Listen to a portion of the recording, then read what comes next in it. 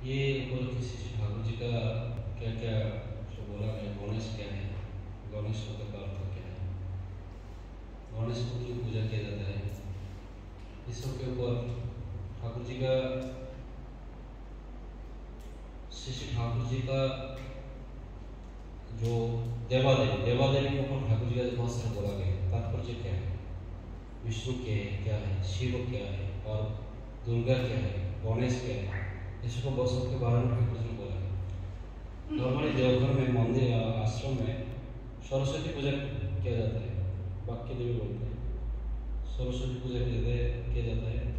लेकिन गणेश पूजा को ठाकुर जी ने बोला है इष्ट पूजा, वो अग्र पूजा शुरू में सबसे पहले गणेश को पूजा किया जाता है। ठाकुर जी उसको पूरा सुंदर भाव से बोले हैं। गणेश शब्द का अर्थ है गणो ईश्वर। गण मतलब मानुष गण, जीवगण, वृक्षगण, सब जितना सब का मतलब मोटामोटी सब का ईश्वर। इस शब्द का अर्थ है अधिपति। अधि मतलब धातु से आया है, इसका अर्थ है धारण। पति पा धातु से आया है, इसका अर्थ है पालन। तो जो सबको धारण पालन करते हैं वही है गणेश। फिर ठाकुर जी बोलते हैं गणपति बोलते हैं। हमारा गणेश देव को गणपति बोला जाता है। गण वही सबका पति ईश्वर, परमेश्वर है। तो मोटामोटी गणेश शब्द का अर्थ है ये ईश्वर। उनका पिता है शिव, माता है दुर्गा। शिव शब्द का अर्थ है मंगल, और पार्वती व दुर्गा शब्द का अर्थ है दुर्गति नाशिनी। तो जब गणेश को पूजा किया जाता है, यदि हम लोग जेनेटिकली सब देखेंगे, गणेश पिता शिव का गुणावली लेके आए हैं और माता पार्वती की गुणावली लेके आए हैं। तो गणेश को पूजा करने से मंगल का अधिकार होता है, वो सिद्धि विनायक बोला जाता है, सिद्धिदाता बोला जाता है, मंगलदाता। और फिर गणेश को पूजा करने से माँ की तरफ से जो गुणावली लेके आए हैं उनको बोलते हैं दुर्गति नाशिनी। मतलब गणेश को पूजा करने से मंगल का अधिकार होगा और दुर्गति से दूर होगा, वापस चली जाएगी, दुर्गति वापस चली जाएगी। और सिद्धि विनायक सिद्धिदाता। हम लोग सब बोलते सिद्धि मतलब क्या है, मतलब हमारा वाक्य व्यवहार आचार आचरण ऐसे होगा जैसे कि हम लोग सब कार्य में सक्सेस होंगे। तो गणेश को पूजा करने से हम लोग सिद्धि पाते हैं। फिर ठाकुर बोलते ये गणेश शब्द का अर्थ है इष्ट है, इष्ट शब्द का अर्थ है मंगल। तो ये संसार को सृष्टि, इस संसार को धारण पालन वर्धन करने के लिए भगवान शिव का इष्ट देवता है परमेश्वर परमात्मा भगवान विष्णु बोलते हैं, और माता पार्वती। तो उनका जो इष्ट प्राण है भगवान शिव हरदम बैठ के ध्यान करते हैं, नाम करते हैं, वो हरदम अपना इष्ट देव को सोचते हैं। और माता पार्वती पति प्राण है। तो ठाकुर जी का जो बोला ना, इष्टर पथे छुटिले पुरुष प्रज्ञा अनुपमा, स्वामी पथे छुटले नारी श्रेष्ठ छेदर माँ। ये देखा जाए शिव और पार्वती का जीवन में, और उनसे जो दिव्य संतान आए हैं वही है गणेश है। उसी टाइम गणेश को पुरुषोत्तम बोला जाता है। गणेश ये वैदिक युग का समय गणेश इष्ट देव है, मंगलदाता है, सिद्धि विनायक है, और सब गणों का ईश्वर है और अधिपति है। तो उनको पूजा करना ही सेम पुरुषोत्तम की पूजा करना है।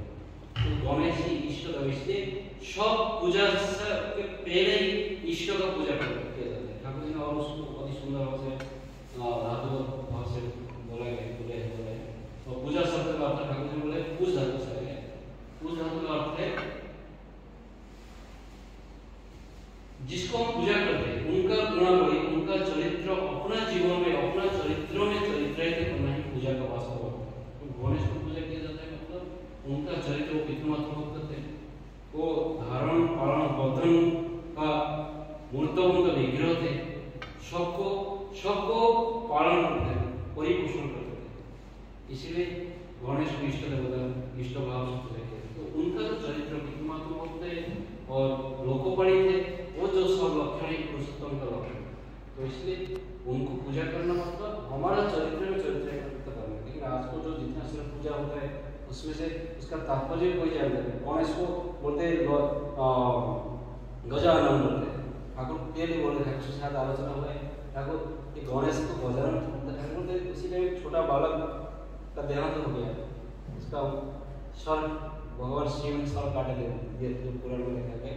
और भगवान शिव ने फिर नंदी मुनि उनको निर्देश देके देखा जिधर जाओ किसी भी एक सद्य जात संतान को लेकर आके उसका सर इधर लगे। वो बहुत जगह ढूंढे किधर मिला नहीं, एक सद्य जात हस्ती मिला तो वो उसको लेके अब लेके आया और भगवान शिव मंत्र पाठ करके गणेश का शरीर सर में उसको सेटिंग किया। वो तो जितना छोटा हस्ती हो और इधर छोटा सद्य संतान उसका सर में क्या हस्ती का सर सेटिंग होगा, उसको गजानन भी बोला जाता है।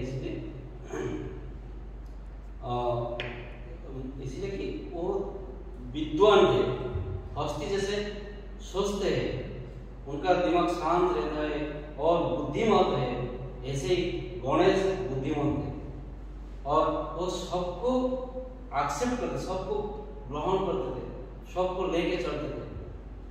इसका सुंदर भाव ठाकुर जी ने सब बताया। ठाकुर जी का